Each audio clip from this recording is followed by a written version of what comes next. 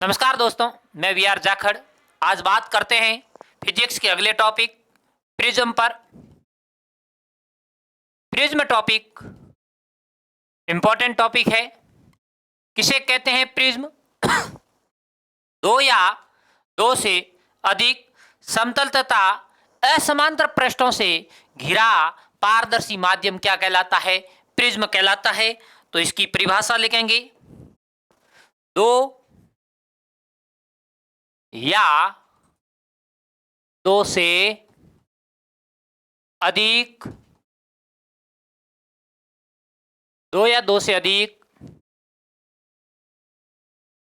समतल तथा असमांतर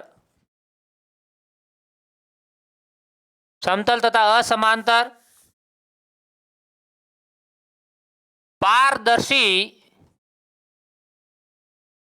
पृष्ठों से घिरा माध्यम प्रिज्म कहलाता है। प्रिज्म कहलाता है। सामान्यतः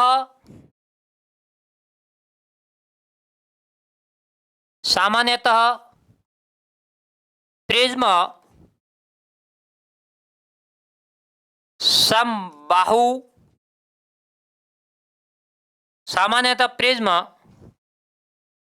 समबाहु समकोण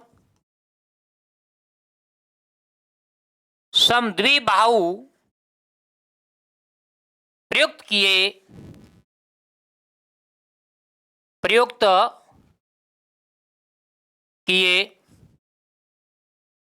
जाते हैं।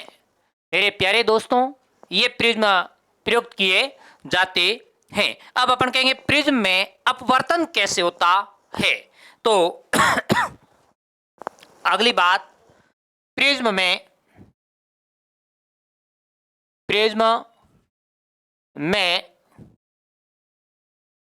अपवर्तन। प्यारे दोस्तों, प्रिज्म में अपवर्तन बहुत इंपॉर्टेंट टॉपिक है। पूरा ध्यान से समझने का प्रयास कीजिए। ये हमारे पास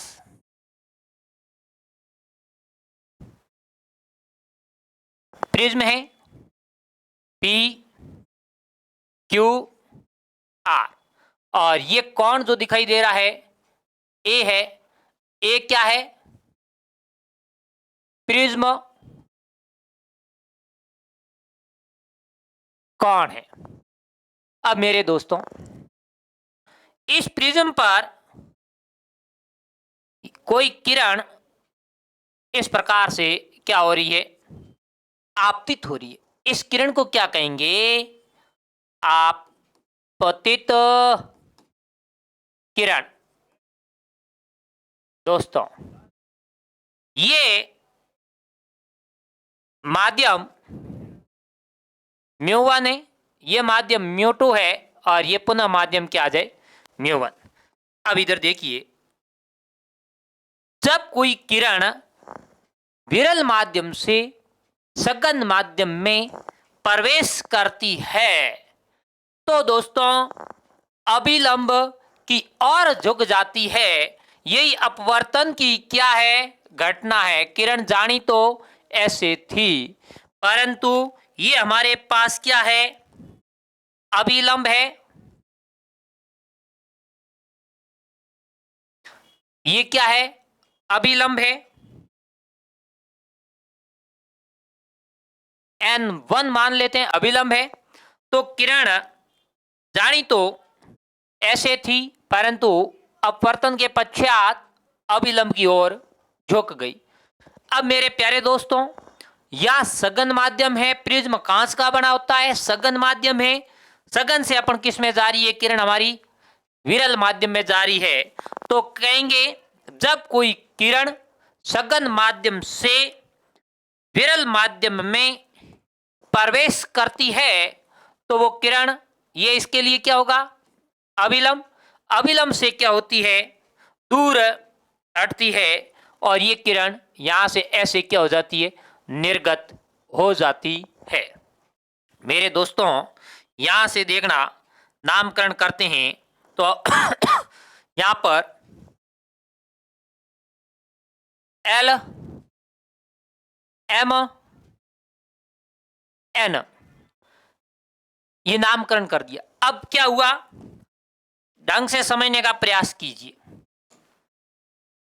यहां से किरण, ये आपतित किरण है, आपतित किरण की प्रारंभिक दिशा और निर्गत किरण के बीच में ये निर्गत किरण, यहां से ये किरण कितनी विचलित हुई, तो यहां पे एक कोण बनाएंगे। मान लिया ये बिंदु टी है, इस कोण को डेल्टा कहेंगे। इस डेल को, इस डेल्टा को या डेल को विचलन कोण कहेंगे। क्या कहेंगे, विचलन कोण कहेंगे। मेरे दोस्तों, ये किरण आपतित हो रही है, आपतन कोण I1, ये अपवर्तन कोण R1, ये इसके साथ कोण बना रहा है I2, ये इसके साथ कोण बनाएगा R2। माना ये कोण थीटा है, मान लिया ये कोण क्या है, थीटा है। मेरे दोस्तों, ये I1 है तो ये टोटल I1 होना चाहिए, परंतु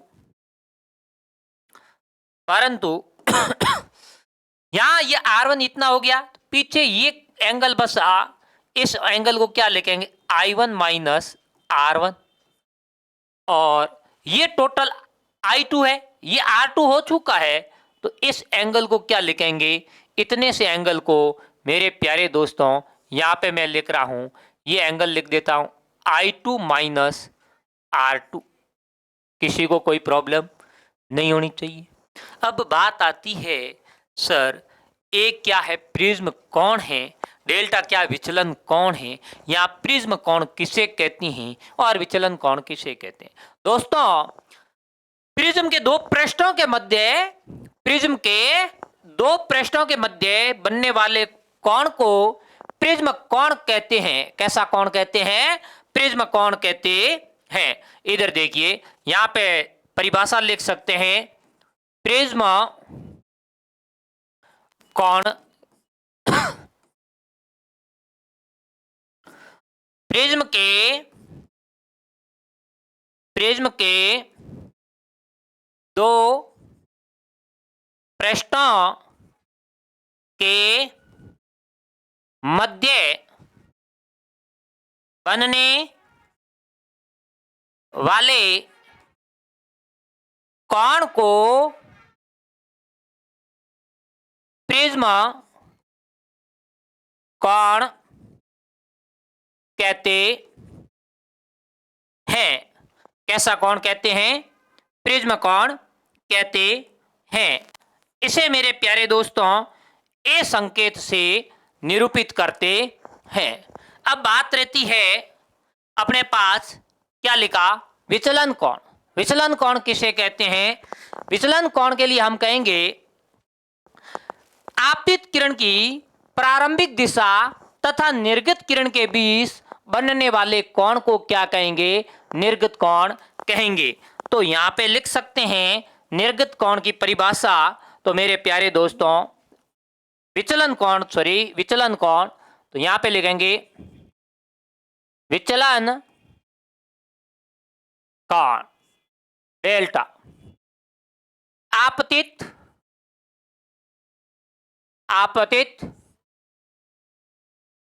किरण की प्रारंभिक दिशा, आपतित किरण की प्रारंभिक दिशा व निर्गत किरण के मध्य बनने वाले कोण को विचलन कोण कहते हैं। दोस्तों विचलन कोण किसे कहते हैं? आपतित किरण है, ये देखिए ये आपतित किरण है, इस दिशा में जा रही आपतित किरण की प्रारंभिक दिशा तथा ये निर्गित किरण है, इस निर्गित किरण को पीछे बढ़ाया, इन दोनों के मध्य जो बनने वाला कोण है उसे हम क्या कहेंगे? विचलन कोण कहेंगे। कैसा कोण कहेंगे? विचलन कोण कहेंगे। अब मेरे प्यारे दोस्तों इसको सॉल्व कैसे किया जाता है इसके बारे में डायग्राम डेरिवेशन की तरफ देखना। सबसे पहले बात करते हैं त्रिभुज। देखना दोस्तों एल एम इस टी त्रिभुज से अपन इसको क्या करेंगे? सॉल्व करेंगे। त्रिभुज एल, इधर देखिए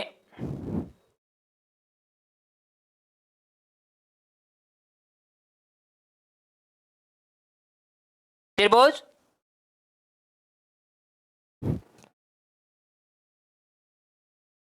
एल एम टी में दोस्तों ये एल है, ये एम है, ये टी है। त्रिभुज के दो आंतरिक कोणों का योग होता है, वो इस बाह्य कोण के बराबर होता है। तो क्या लिखेंगे? I1 minus R1 plus I2 minus R2 बराबर क्या लिखेंगे? डेल्टा। ये और ये इनका योग इस बाह्य कोण के बराबर, तो लिख सकते हैं त्रिभुज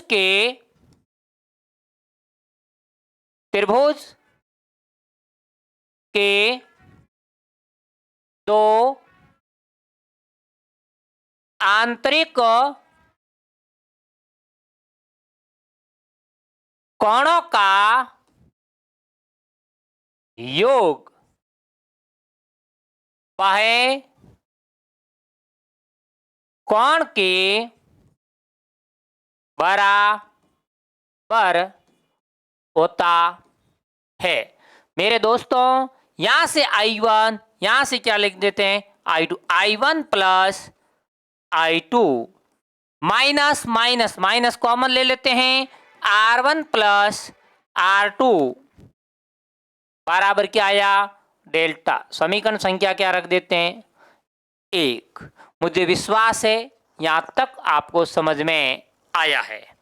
अब मेरे प्यारे दोस्तों अगली बात इधर देखिए। अब बात करते हैं समांतर शतुर्भुज में। समांतर शतुर्भुज में इधर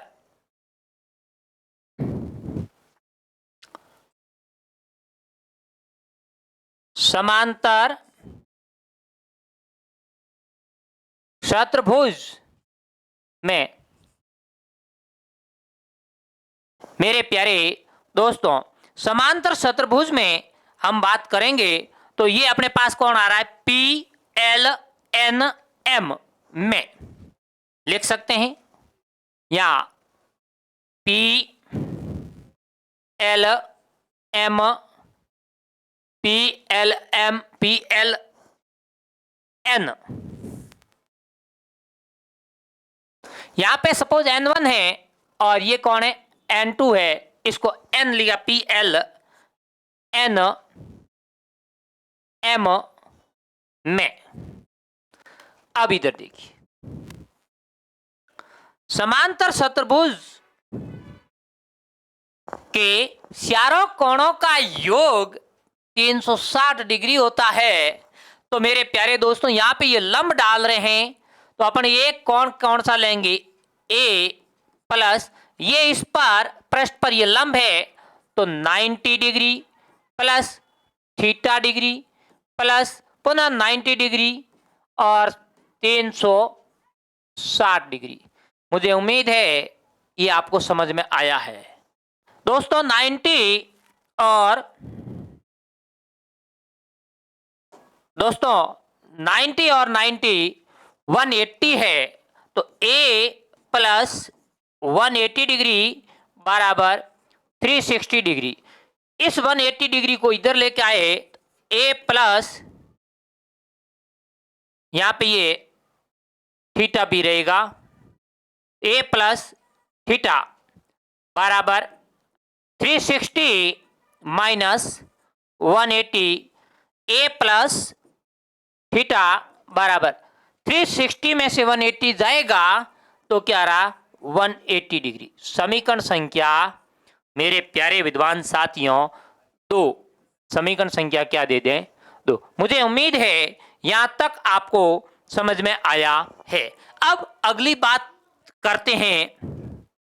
अगली बात इधर देखिए, इस त्रिभुज में, त्रिभुज एल एन एम में त्रिभुज के तीनों कोणों का योग 180 डिग्री होता है।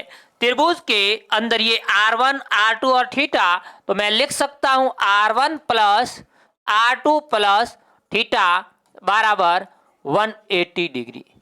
मेरे प्यारे दोस्तों, यहां से देखा समीकरण 2 से 180 किसके बराबर है, ए प्लस थीटा के। समीकरण 2 से ए प्लस थीटा बराबर किसके हैं 180 के हैं। मेरे प्यारे दोस्तों, इस 180 को यहां से क्या लिख सकते हैं, ए प्लस थीटा लिख सकते हैं। तो मेरे पास क्या आएगा R1 plus R2 plus theta बराबर ए प्लस थीटा। इस थीटा से इस थीटा को क्या कर सकते हैं, कैंसिल कर सकते हैं। R1 प्लस R2 बराबर यहां पे क्या आया, ए आया। मेरे प्यारे दोस्तों, R1 प्लस R2 मेरे पास क्या आया, ए आया। समीकरण संख्या 3। मुझे उम्मीद है कि 3 समीकरण तक आपको पूरा समझ में आया है। अब मेरे प्यारे दोस्तों, अगली बात करेंगे स्नेल के नियम से। इधर देखिए, नेक्स्ट बात अपन कर लेते हैं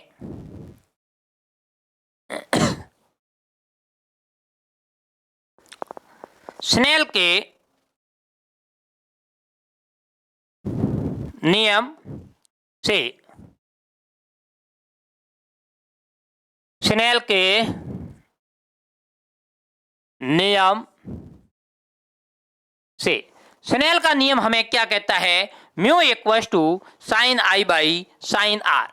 म्यू बराबर साइन आई बटे साइन आर। मेरे प्यारे दोस्तों, सभी का ध्यान इधर होना चाहिए। यहाँ देखिए, यहाँ पे क्या है, म्यू 1 से म्यू 2 जा रही है। एंगल क्या I1, एंगल क्या है R1। तो मेरे प्यारे दोस्तों, I1 R1 लिख सकता हूँ। तो मुझे ये बताएं, यहाँ से मैं क्या लिख सकता हूँ, यहाँ से मैं क्या लिख सकता हूँ, यहाँ से I1, यहाँ से क्या लिख सकता हूँ R1। उस तरफ बात करते हैं तो म्यू बराबर साइन I2 बटे साइन R2। मुझे उम्मीद है यहां तक आपको समझ में आया है। अब मेरे प्यारे दोस्तों, यहां लिखेंगे कोण छोटे होने पर, कोण छोटे होते हैं तो म्यू बराबर क्या लिख सकते हैं, I1 बट्टे R1। यहां से म्यू बराबर क्या लिख सकते हैं, I2 बट्टे R2। दोस्तों, क्रॉस मल्टीप्लाई करते हैं तो लिखेंगे I1 बराबर म्यू R1 और यहां से लिखेंगे I2 बराबर म्यू R2। यहां से समीकरण संख्या मेरे पास वहां से 2 है और कोई समीकरण दी है तो जरा इधर देखिए।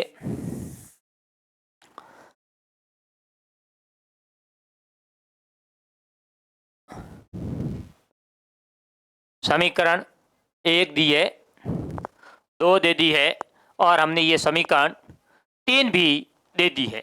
ये तो समीकरण क्या लिख सकते हैं, यहां पर इधर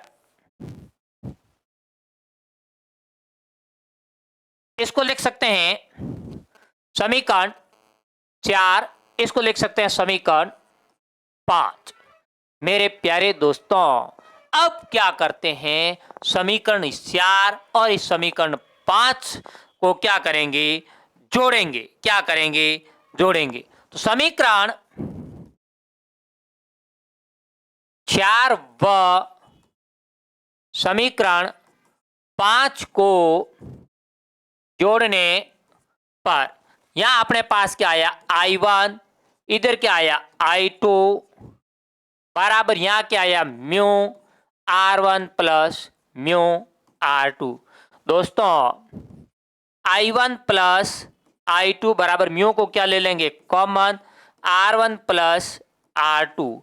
अभी हमने पीछे इधर देखिए, यहां पे ये हमने क्या लिखा था, यहां से देखिए R1 प्लस R2 समीकरण 3 से किसके बराबर है, ए के बराबर है। तो मेरे दोस्तों यहां से मैं लिख सकता हूं समीकरण 3 से, समीकरण 3 से R1 प्लस R2 बराबर किसके हैं, ए के।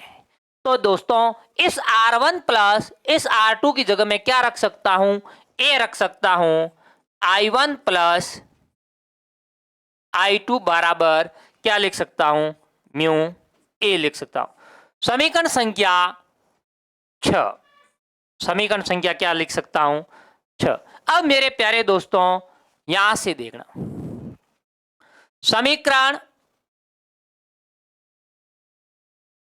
समीकरण 3 व समीकरण 6 के मान समीकरण 1 में रखने पर हमारे पास समीकरण 1 मेरे प्यारे दोस्तों ये है या नहीं है, इधर ये हमारे पास समीकरण 1 है। I1 plus I2 minus R1 plus R2। अब देखिए R1 प्लस R2 हमारे पास कहां से आया, R1 प्लस R2 हमारे पास क्या आया, ए आया। और I1 प्लस I2 हमारे पास क्या आया मेरे दोस्तों, I1 प्लस I2 इधर देखिए I1 प्लस I2 हमारे पास क्या आया, म्यू ए आया। तो मेरे दोस्तों मैं यहां से क्या लिख सकता हूं, इधर देखिए समीकरण 6 मेरे पास क्या थी, I1 प्लस 1 I2 बराबर माइनस R1 प्लस R2 बराबर क्या थी, डेल। ये मेरे पास 1 नंबर समीकरण थी। कितने नंबर थी, 1 नंबर। इस 1 नंबर समीकरण में मैं ये मान रख रहा हूं I1 प्लस I2 मेरे पास क्या आया, म्यू ए। तो मेरे दोस्तों मैं क्या लिख सकता हूं, mu A minus R1 plus R2 मेरे पास क्या आया, ए बराबर क्या आया, डेल्टा। मुझे विश्वास है यहां तक मेरे प्रत्येक विद्यार्थी को समझ में आया है। दोस्तों अगली बात क्या कहना है, यहां से ए और यहां से ए को क्या ले लेंगे, कॉमन ले लेंगे। तो अपने पास क्या होगा, म्यू माइनस 1 इंटू ए बराबर क्या लिखेंगे, डेल्टा लिखेंगे। ये हमारे पास विचलन कोण का क्या आया, मान आया। किसका मान आया, विचलन कोण। अब मेरे दोस्तों अगली बात हमें पूछ ले, न्यूनतम विचलन क्या होता है इसमें। तो मेरे दोस्त अगली बात लिखते हैं, न्यूनतम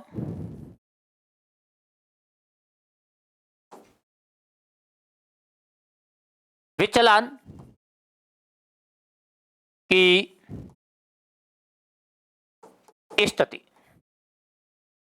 न्यूनतम विचलन की स्थिति क्या क्या होती है। तो न्यूनतम विचलन की स्थिति में मेरे दोस्तों हम जानते हैं जो हमारे पास I1 है उसको I2, दोनों कोण I1 और I2 मैंने क्या कह दिया, I के बराबर है, तथा R1 बराबर R2 बराबर किसके मान ले, R के मान ले। तो समीकरण 1 से, समीकरण 1 से I1 की जगह I2 की जगह I माइनस R1 की जगह R प्लस R2 की जगह आर मेरे दोस्तों यहाँ से देखिए बराबर मेरे पास क्या था, डेल्टा था। यहाँ पे न्यूनतम विचलन है डेल्टा एम। यहाँ एम का अर्थ है न्यूनतम विचलन, मिनिमम मान सकते हैं। अब मेरे प्यारे दोस्तों अगली बात सुनिए, I1 प्लस I2 क्या लिख सकते हैं, 2I माइनस 2R बराबर क्या लिख सकते हैं, डेल्टा एम। अब सुनना, ढंग से बात को समझने का प्रयास कीजिए मेरे दोस्तों। अब मैं यहां पे कह सकता हूं क्योंकि R1 प्लस R2 बराबर क्या है, A है। यहां से देखिए पिछले में हमने R1 प्लस R2 को क्या लिखा है, R1 प्लस R2 को हमने A लिखा है। अब मेरे दोस्तों R1 और R2 हमारे पास क्या है, बराबर है R प्लस R बराबर क्या लिखेंगे, A। 2R बराबर क्या लिखेंगे, A। और केवल R की बात करें, केवल R की बात करें तो क्या लिखेंगे, A/2। बोलो यस या नो, बोलो यस या नो, यस सर। अब दोस्तों इस 2R की जगह क्या लिख सकता हूं, A लिख सकता हूं। तो 2I बराबर 2I plus 2I minus A बराबर डेल्टा एम। इस A को इधर लेके जाएंगे, 2I बराबर delta m plus A, I बराबर डेल्टा एम प्लस A/2। दोस्तों आप मुझे बताएं, ये हमारे पास I है, ये हमारे पास क्या है, R है। I है और ये हमारे पास क्या है, R है। तब हम क्या कह सकते हैं, यहाँ पे एक स्नेल का नियम लगाते हैं। तो दोस्तों इधर देखिए, स्नेल के नियम से म्यू बराबर साइन I बटे साइन R होता है। प्यारे दोस्तों I का मान ये रहा, R का मान ये रहा। तो यहां से क्या लिख सकते हैं, यहां से बोलो, ये लिखेंगे म्यू बराबर साइन I बराबर क्या है, I बराबर हमारे पास डेल्टा एम प्लस A/, क्या है 2 अपॉन R हमारे पास क्या है, यहां से साइन R हमारे पास क्या है, A/2। मेरे प्यारे दोस्तों यहां तक समझ में आया या नहीं आया, ये बहुत ज्यादा क्या है, इंपॉर्टेंट है। यहां पे ये सूत्र किसका है, जहां म्यू प्रिज्म के पदार्थ का अपवर्तनांक है। म्यू क्या है, प्रिज्म के पदार्थ का अपवर्तनांक है। मेरे प्यारे दोस्तों यहां से बहुत ज्यादा इंपॉर्टेंट, ये प्रश्न एक बार माध्यमिक शिक्षा बोर्ड ने पूछ लिया था, सिद्ध कीजिए।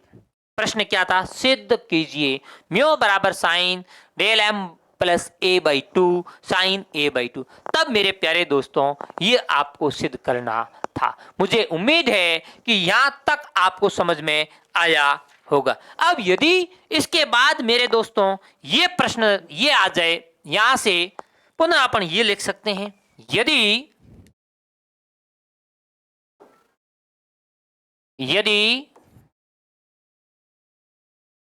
कोण छोटे होने पर, अब क्या बोल दिया, ये जो एंगल है कौन है, छोटे हो जाए, तो दोस्तों साइन को क्या मान ले, लेफ्ट मान लेंगे। तो म्यू बराबर क्या लिखेंगे, delta m plus A/2 upon A/2। मेरे दोस्तों इस 2 से इस 2 को क्या करेंगे, कैंसिल करेंगे। आप मुझे बताओ ये दोनों कैंसिल होंगे। तो यहां से म्यू बराबर क्या रहेगा, म्यू बराबर क्या रहेगा, डेल्टा एम प्लस ए, ये अपने पास क्या रहेगा बट्टे में ए। मेरे दोस्त यहाँ से मैं क्या लिख सकता हूँ, म्यू बराबर डेल्टा एम बट्टे ए प्लस ए बट्टे ए। इस ए से ये ए क्या होगा, कैंसिल होगा। यस, म्यू बराबर डेल्टा एम बट्टे ए प्लस क्या रहेगा, 1 रहेगा। इस 1 को इधर लेके आते हैं तो प्यारे दोस्तों म्यू माइनस 1 बराबर क्या रहेगा, डेल्टा एम बट्टे ए। इस ए को क्रॉस मल्टीप्लाई करते हैं तो म्यू माइनस 1 इंटू ए बराबर क्या रहेगा, डेल्टा एम। ये हमारे पास न्यूनतम विचलन में प्रिज्म का न्यूनतम विचलन का कोण है। अब मेरे प्यारे दोस्तों अगली बात क्या होती है, नेक्स्ट अपन बात कर लेते हैं आपतन कोण आई व विचलन कोण डेल्टा के मध्य कोण। ग्राफ आई व डेल्टा के मध्य वक्र। दोस्तों बहुत ज्यादा इंपॉर्टेंट है ये वक्र। अब हम कहते हैं इधर आई बढ़ रहा है और इधर हमारे पास डेल्टा बढ़ रहा है। इस स्थिति पर यहां पर मान लेते हैं, यहां पे ये मान लेते हैं I1 बराबर क्या है, I2 है। उस कंडीशन में ये ग्राफ हमारा पहले घटता है फिर बढ़ता है ऐसे। इस स्थिति पर ये कोण आता है, इस कोण को न्यूनतम विचलन कोण कहते हैं। कौन सा कोण कहते हैं, न्यूनतम विचलन कोण कहते हैं। मुझे उम्मीद है कि यहाँ तक आपको समझ में आया है। अब मेरे प्यारे दोस्तों अगली बात हमें पूरी ध्यान में रखनी है। प्रिज्म से प्रकाश किरणें न्यूनतम विचलन कोण का मान अपवर्तनांक पर निर्भर करता है। मेरे प्यारे दोस्तों यहाँ से हमने क्या कहा था, डेल्टा बराबर हमारे पास क्या आया, डेल्टा एम बराबर म्यू माइनस 1 इंटू ए। अब इधर देखिए ये न्यूनतम विचलन है डेल्टा एम, ये क्या है न्यूनतम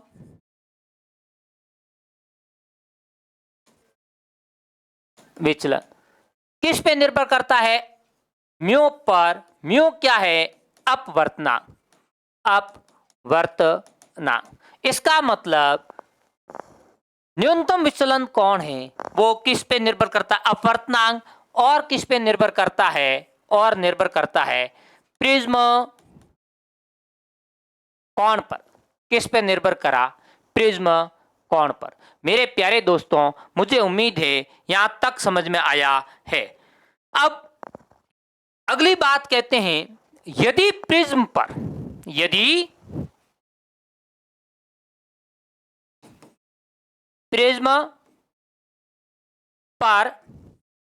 श्वेत प्रकाश की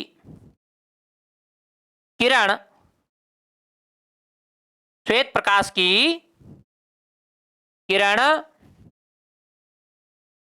आपतित